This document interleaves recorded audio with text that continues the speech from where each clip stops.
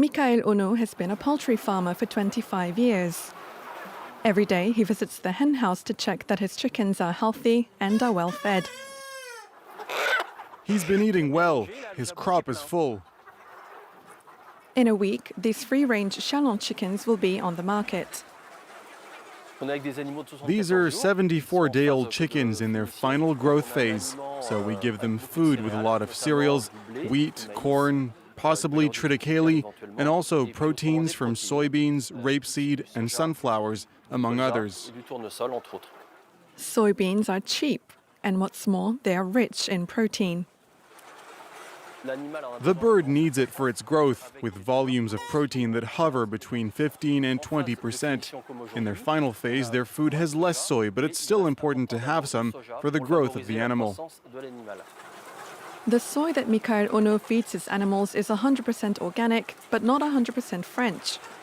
Soybeans grown in France are rare. Only 400,000 tons of seeds are produced each year, while 2.3 million tons are imported. These beans are often the culprits of deforestation, and its origins are difficult to trace. We cut and burn to plant a single crop that will be used not to feed humans, but to produce food for livestock and agrofuels, which in addition will be exported and consumed thousands of kilometers away. To curb imported deforestation, the French government is encouraging farmers to grow more vegetable proteins, such as soybeans, peas, clover, or alfalfa, and plans to double the land area devoted to these crops by 2030. Lionel Bory has been farming soybeans for almost 4 decades. Each year he plants about 50 hectares on his farm, but the seedlings require very dry soil. The heavy rain in May prevented us from planting. The optimal date here is between May 15th and May 20. But this year, we were only able to plant late May, early June. But most of the work is now done. The government's initiative of encouraging vegetable protein has been great news for farmers. We really needed a signal from the government to ensure that soybeans are an essential crop in our 3-year rotation. Now it makes it all less certain. For example, one year we could decide not to grow soybeans because it is not the most profitable crop, because it is exposed to certain climate risks, or because it doesn't have the best economic margin.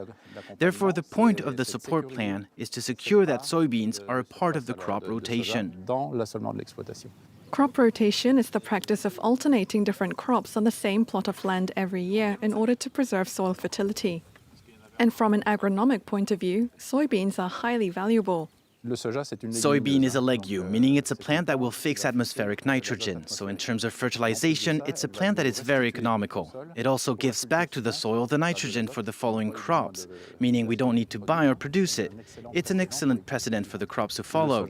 Soybean is a crop that requires few inputs. We don't need to use insecticides or fungicides on soybeans. There's also the question of weed control based on phytosanitary products, but we also have mechanical solutions for that.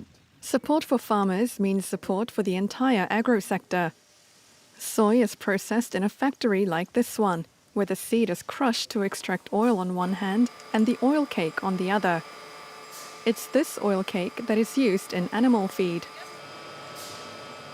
Patrick Pajard makes the food for the livestock, and he says he often encounters supply difficulties. The government initiative will make it possible to replace a part of the deficit that we have today with the import of soybeans, in particular Brazilian soybeans.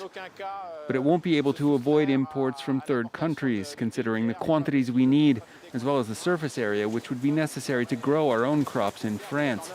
It will be difficult to be self-sufficient in soybeans here, that's for sure. But vegetable proteins are only a part of the solution for deforestation.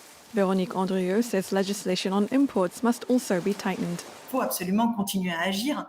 We must absolutely continue to act on these exporting countries to ensure that production there is sustainable.